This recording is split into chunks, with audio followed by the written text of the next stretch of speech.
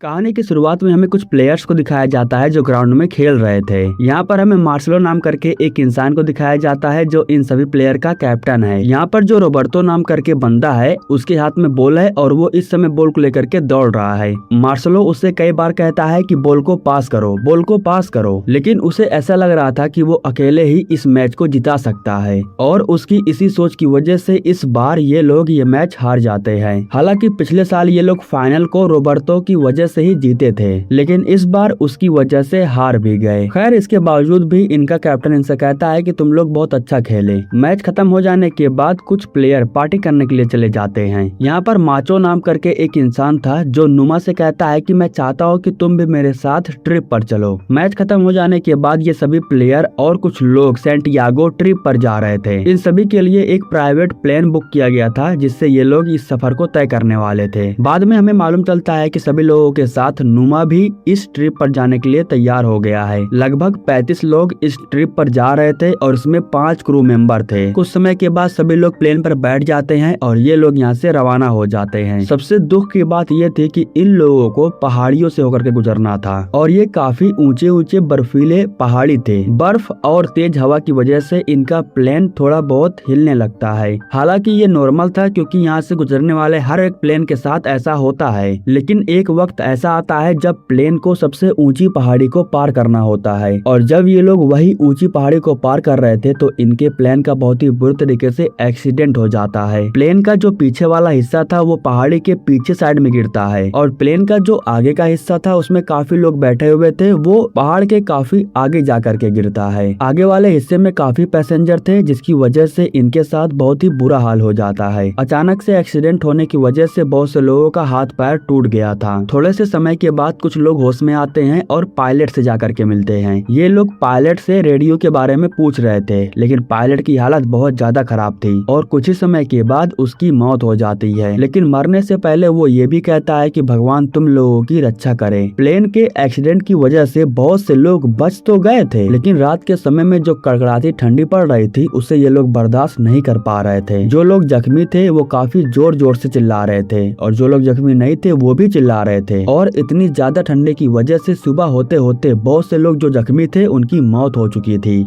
सुबह हो जाने के बाद सूरज की किरणें इनके ऊपर पड़ने लगती है जिसकी वजह से इन लोगों को थोड़ा बहुत राहत महसूस होता है और ये लोग बाहर निकल करके आते हैं। बाहर आने के बाद इन्हें मालूम चलता है कि ये लोग बर्फीले पहाड़ियों के बीच में फंसे हुए हैं। इसके बाद ये लोग प्लेन के अंदर से सभी कुर्सियों को बाहर निकालने लगते हैं ताकि जो भी लोग अंदर फंसे हुए हैं उन लोगों को धूप में ला सके। रोबर्टो देखता है कि खाने पीने का सामान बहुत कम बचा हुआ है। खैर अब जो लोग मर चुके थे उनकी लाश को ला करके ये लोग साइड में रख दे रहे थे ताकि ये लोग जगह बना सके और प्लेन के अंदर ही रात के समय में सरवाइव कर सके। प्लेन के आगे वाले हिस्से में जो लोग बचे हुए थे उनमें से कुछ लोगों की मौत हो गई थी और पिछले हिस्से में जो भी लोग थे उनका अभी तक कुछ भी आता पता नहीं है। खाना कम होने की वजह से ये लोग थोड़ा थोड़ा करके खाना खा रहे थे और समय बिता रहे थे। इन्हें इस बात की उम्मीद थी कि इन्हें ढूंढने के लिए कोई न कोई जरूर आएगा, लेकिन ये लोग बहुत ही बुरी जगह पे फंसे हुए थे, अगर कोई आता भी तो देख नहीं पाता। अब दूसरे दिन रात के समय में सभी लोग प्लेन के अंदर चले जाते हैं और जुगाड़ करके आज की रात भी ये लोग किसी भी तरीके से बिता लेते हैं। तीसरा दिन शुरू हो गया था और अभी इन लोगों को ढूंढने के लिए लेने के लिए कोई भी नहीं आया था।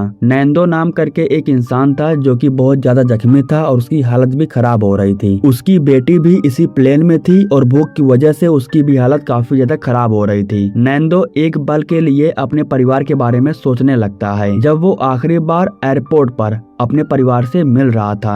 अब मार्सेलो के कहने पर सभी लोग कुछ बैग लेकर के बाहर की तरफ जाते हैं और एक निशान बना देते हैं ताकि अगर कोई भी यहाँ से गुजरे तो उनकी नजर यहाँ पर पड़ जाए। ठीक उसी समय ये लोग वहाँ पर एक प्लेन को देखते हैं जिसके बाद इन्हें एक उम्मीद मिल जाती है और यही सोचने लगते हैं कि बस करो अब ये लोग वापस घर जा पाएंगे। लेकिन कुछ समय के बाद इन्हें मालूम चलता है कि जो प्लेन गुजर रही थी उसने इन लोगों को देखा तक नहीं। अब इसके बाद इन लोगों की ये उम्मीद खत्म हो जाती है और शांति से बैठ जाते हैं। कुछ लोगों का कहना था कि 3 दिन बीत चुके हैं, वे लोग हमें ढूंढने की पूरी कोशिश कर रहे होंगे और वहीं कुछ लोगों का कहना था कि यहाँ पर बहुत से प्लेन का एक्सीडेंट हुआ है और आज तक कोई भी प्लेन हमें नहीं मिला है। हाँ, अगर किसी भी तरीके से हमें रेडियो मिल जाए तो हम हेल्प बुला सकते हैं। रेडियो को चालू करने के लिए हमें बैटरी की जरूरत है और पहाड़ी के उस तरफ जाने के बाद ही हमें बैटरी मिलेगी, क्योंकि प्लेन की पिछले वाले हिस्से में बैटरी रखा हुआ है। इसके बाद 4 दोस्त एक सफर पर निकल जाते हैं। इनका काम था कि प्लेन के पिछले वाले हिस्से को ढूंढना और बैटरी को वापस लेकर के आना। लेकिन पहाड़ के ज्यादा ऊपर जाने के बाद इन्हें इस बात का एहसास होता है कि जहाँ पर इन लोगों का प्लेन क्रैश हुआ है वो जगह यहाँ से दिखाई ही नहीं दे रहा है। इसी वजह से जो प्लेन इनके पास से गुजर रहा था वो इन लोगों को नहीं देख पाया। उसी समय बर्फ का एक तूफान आने लगता है। इसी वजह से ये लोग वापस लौटने का फैसला कर लेते हैं। ये लोग वापस लौट आए थे और धीरे धीरे जैसे दिन बीत रहा था इन लोगों की भूख बढ़ रही थी। इन लोगों से भूख और प्यास बर्दाश्त नहीं हो रही थी, इसलिए इन्हें जो मिल रहा था वो खाने की कोशिश कर रहे थे। भूख बर्दाश्त न होने की वजह से ये लोग आपस में बातें कर रहे थे कि हम लोग मरे हुए लोगों के मांस को खा करके अपनी भूख मिटा सकते हैं। लेकिन अभी इस काम को करने के लिए कोई भी तैयार नहीं हो रहा था, क्योंकि हर कोई अपना मरा था। अब एक दिन सभी लोग प्लेन के अंदर बैठे हुए थे और भूख और प्यास की वजह से तड़प रहे थे। तभी रोबर्टो सभी लोगों से कहता है कि हमें ये करना ही होगा, वरना हमारा दिमाग सुन्न हो जाएगा, और अगर हमारा दिमाग सुन्न हो गया तो हम सबके सब मारे जाएंगे। उसी समय इनका कैप्टन मार्शलो कहता है कि हमें 2 दिन का और इंतजार कर लेना चाहिए, क्या पता वे लोग हमें 2 दिन में ढूंढ लें। मार्शलो की बात सुन करके ये लोग उसकी बात पर राजी हो जाते हैं, लेकिन भूख इतना ज्यादा लग रहा था कि ये लोग कुछ भी खाने के लिए तैयार हो गए थे। इन्हीं सब की वजह से इनका जो टॉयलेट था वो भी अब काला हो रहा था। एक दिन नैंदो देखता है कि उसकी बेटी की हालत काफी ज्यादा खराब हो रही है। वो धीरे धीरे अपनी आंखों को बंद कर रही थी। दरअसल भूख और ठंड की वजह से उसका दिमाग सुन्न हो गया था और इसी वजह से उसकी मौत हो गई। यह देख करके यहाँ पर जितने भी लोग थे सभी लोगों को अफसोस हो रहा था। अब 9 दिन बीत चुके थे और सभी लोग प्लेन के अंदर बैठे हुए थे। मार्शलो ने कहा था कि 2 दिन का इंतजार कर लो, इसलिए ये सभी लोग 2 दिन का इंतजार करते भी हैं। लेकिन अब इनकी भूख इनसे बर्दाश्त नहीं हो रही थी, इसीलिए सबसे पहले कुछ लोग बाहर निकल करके जाते हैं और मरे हुए लोगों के मांस काट करके खाने लगते हैं। अब कुछ लोगों को ऐसा करते हुए देख करके जो लोग प्लेन के अंदर थे उनका भी अब खाने का मन करने लगता है, क्योंकि भाई अब इन लोगों से भूख बिल्कुल भी बर्दाश्त नहीं हो रही थी। अगले ही दिन से लोग अपनी भूख मिटाने के लिए मरे हुए लोगों को पहाड़ी के पीछे लेकर के जा रहे थे और उन्हें काट काट करके खा करके अपनी भूख मिटा रहे थे। नूमा यह सब कुछ देख रहा था, लेकिन वो ऐसा नहीं कर रहा था क्योंकि वो अपनी भूख को बर्दाश्त कर रहा था। उसी समय नैंदो को बर्फ से ढका हुआ एक बक्सा दिखाई देता है। जब ये लोग उस बक्से को खोलते हैं तो इन लोगों को उसके अंदर एक रेडियो मिल जाता है। रोबर्टो सबसे पहले उस रेडियो को ठीक करता है और सिग्नल पकड़वाने के बाद उसे चालू करने लगता है। रेडियो चालू हो जाने के बाद ये लोग एक न्यूज को सुनते हैं, जिसकी वजह से इन लोगों के जीने की जो उम्मीद थी वो खत्म हो जाती है। दरअसल न्यूज में ये बताया जा रहा था कि जो प्लेन सैंटियागो के लिए रवाना हुई थी उसका एक्सीडेंट हो चुका है। पहाड़ियों के बीच में हमने बहुत ज्यादा उस प्लेन को ढूंढने की कोशिश की, लेकिन हमें वो नहीं मिला। ऐसा भी हो सकता है कि बर्फ की वजह से प्लेन का मलबा ढक चुका होगा। इन्हीं सब की वजह से अगले साल जब बर्फ गल जाएगा तब हम प्लेन को फिर से ढूंढना शुरू करेंगे। यह सुनने के बाद मार्शलो सबसे कहता है कि तुम लोगों को अब जो भी खाना है खा सकते हो। यह कहने के बाद वो खुद भी इंसानी मांस को खाता है। हालांकि जो नुमा था वो अभी तक इंसानी मांस को नहीं खाया था। नुमा अपने साथ में 2 लोगों को लेकर के प्लेन के पीछे वाले हिस्से को ढूंढने के लिए निकल जाता है। काफी दूर आगे जाने के बाद इन्हें उन लोगों की लाश दिखाई देती है जो प्लेन के पिछले वाले हिस्से में बैठे थे। कुछ समय के बाद ये लोग प्लेन के पिछले वाले हिस्से को ढूंढने के लिए आगे बढ़ते हैं और रात हो जाती है। जैसे तैसे करके बड़ी मुश्किल से ये लोग रात को बिता रहे थे। अगले दिन सुबह में जब इनकी आँख खुलती है तो ये लोग बर्फ से ढक चुके थे और रात में सो जाने की वजह से इनमें से एक की मौत भी हो चुकी थी। अब ये लोग यहाँ से और आगे बढ़ने की हालत में बिल्कुल भी नहीं थे, इसलिए ये सभी लोग लौट आते हैं। वापस लौट आने के बाद नुमा सबको बताता है कि हमने उन लोगों की लाश देखा जो प्लेन के पिछले वाले हिस्से में बैठे हुए थे। नुमा की भी हालत बहुत ज्यादा खराब हो रही थी, इसलिए माचो उसे इंसानी मांस देता है खाने के लिए। वो इंसानों के मांस के टुकड़े को अपने हाथ में लिया हुआ था और काफी ज्यादा सोचने के बाद उसे खा लेता है। अब हमें 17वें दिन पर दिखाया जाता है कि सभी लोग उम्मीद खो चुके थे। सभी लोगों को पता है कि मरना तो तय है, इसलिए ये सभी लोग हंसी खुशी से मरना चाहते थे। प्लेन में बैठ करके सभी लोग एक दूसरे के लाइफ के बारे में बातें कर रहे थे, लेकिन इन लोगों को नहीं पता था कि इन लोगों के ऊपर कितनी बड़ी मुसीबत आने वाली है। जब ये लोग प्लेन में बैठे हुए थे उसी समय एक बर्फीला तेज तूफान इनके ऊपर आ जाता है, जिसकी वजह से एक पल के लिए सभी लोग नीचे दब जाते हैं और बेहोश हो गए थे।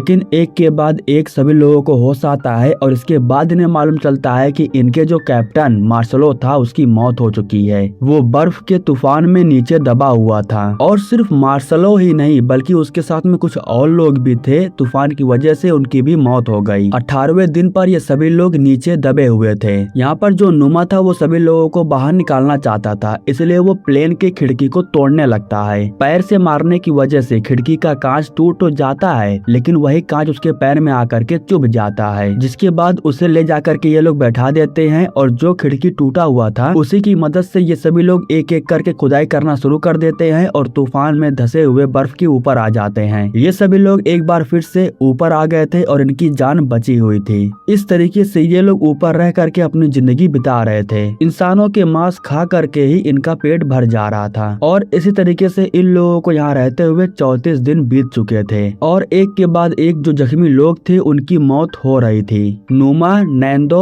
और रोबर्टो के साथ में एक और दोस्त, ये 4 लोग 36वें दिन पर एक सफर के लिए रवाना हो जाते हैं। इन चारों ने इस बार पूरा डिसाइड किया था कि ये लोग प्लेन के पिछले वाले हिस्से में इस बार पहुंच करके ही रहेंगे, लेकिन रास्ते में नुमा का पैर घायल हो जाता है और वो बहुत ही बुरी तरीके से नीचे गिर जाता है। जब रोबर्टो चेक करता है तो मालूम चलता है कि कांच लगने की वजह से उसके पैर में इन्फेक्शन हो चुका है। उसको देख करके रोबर्टो कहता है कि हमें यहाँ से वापस लौटना होगा, जिसके बाद नुमा कहता है कि देखो तुम लोगों को यहाँ से वापस लौटने की जरूरत नहीं है, मैं अकेला जा सकता हूँ। इसी वजह से नुमा अकेले ही लौट आता है और वे 3 लोग अपने सफर पर आगे निकल जाते हैं। यहाँ पर आने के बाद नुमा उन लोगों के आने का इंतजार कर रहा था। एक दिन सुबह में जब नुमा की आँख खुलती है तो वो अपने सामने नैंदो को देखता है। दरअसल नैंदो, रोबर्टो और उसके साथ में जो भी एक इंसान था वे लोग वापस लौट आए थे। इसके बाद नैंदो नुमा को बताता है कि हमें प्लेन का पिछला वाला हिस्सा मिल चुका है, उसी हिस्से में हमें कुछ खाने पीने का सामान भी मिला है। नुमा को जैसे ही चॉकलेट मिलता है तो वो काफी तेजी से खाने लगता है क्योंकि उसे बहुत भूख लगी हुई थी।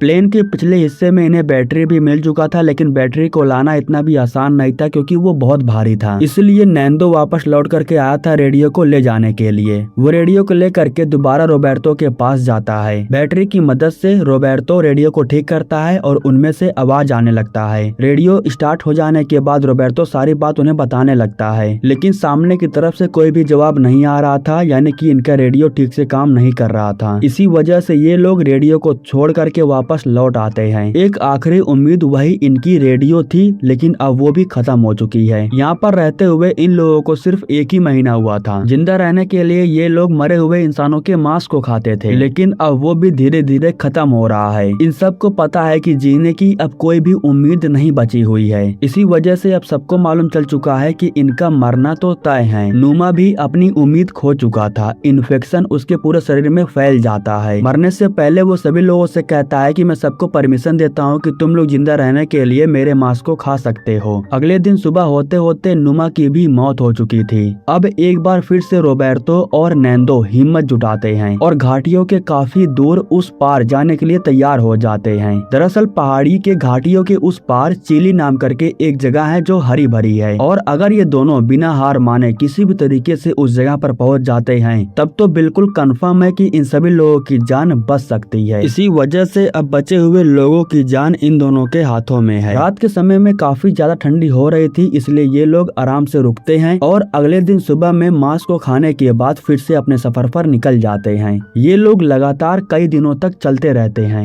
और एक दिन ऐसा आता है जब ये लोग घाटियों के उस पार पहुंच चुके थे। यहाँ पर नैंदो को एक इंसान दिखाई देता है जो घुड़सवारी कर रहा था और वो इंसान भी इन दोनों को देखता है। अब जो इंसान इन लोगों को देखा वो इस खबर को लेके जाता है चेली के ऑफिस में और रोबर्टो की बातों को सुन करके ये लोग उसके शहर में संपर्क करते हैं। अब इस तरीके से उसके शहर में भी मालूम चल चुका था कि वे लोग जिंदा हैं और वे लोग तलाश करने के लिए निकल चुके हैं। जैसे ये खबर सभी लोगों को मालूम चलता है तो बहुत सारे रिपोर्टर आ करके नैंदो और रोबर्टो से पूछताछ करना शुरू कर देते हैं। 71 दिन पर हेलीकॉप्टर आकर के पहुंच चुका था और नैंदो उस हेलीकॉप्टर को लेकर के अपने दोस्तों के पास जाता है। यहाँ पर जितने भी लोग उम्मीद खो करके बैठे हुए थे, जब वे लोग हेलीकॉप्टर को देखते हैं तो खुशी की वजह से उन सभी लोगों की आंखों में आंसू आ जाते हैं। इसके बाद दोबारा सभी लोग अपने घर वापस जाने के लिए फौरन हेलीकॉप्टर में जाकर के बैठ जाते हैं और वो हेलीकॉप्टर इन सभी लोगों को घाटियों के उस पार चिली में लेकर के जाता है। पूरे परिवार वालों को खबर दे दी गई थी, इसलिए सभी परिवार वाले यहाँ पर आकर के पहुंच चुके थे और अपने लोगों से मिल रहे थे। सोचो इन लोगों ने अपने आखिरी उम्मीद तक लड़ा और ये लोग वापस अपने शहर अपने लोगों से मिल पाए। ये लोग जैसे ही अपने शहर वापस लौट करके आते हैं तो पूरी जनता रिपोर्टर